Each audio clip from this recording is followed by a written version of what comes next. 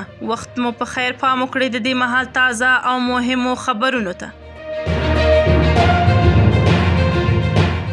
د افغانستان اسلامي امارت استازی د مسکو په نړیوالې امنیتي غونډه کې ګډون کوي.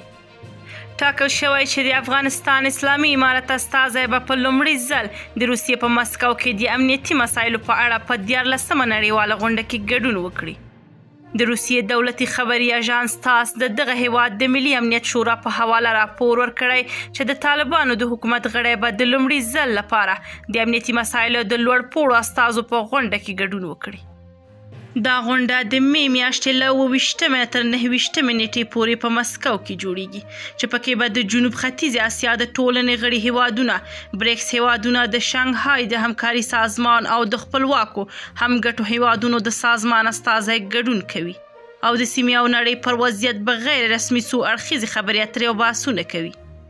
د افغانستان اسلامي امارت تر دې دمه په رسمي توګه په دې غونډه کې د ګډون په اړه څه نه دي ویلي. روسیې په وروستیو کې د اسلامي امارت د ممنوعه ډلو له لیست ایستلی او په افغانستان کې د طالبانو د بیا ځلې واکمني راهیسې د طالبانو حکومت یې که څه هم په رسمیت نه دی پیژندلی خو ورسره نږدې اړیکې پالي.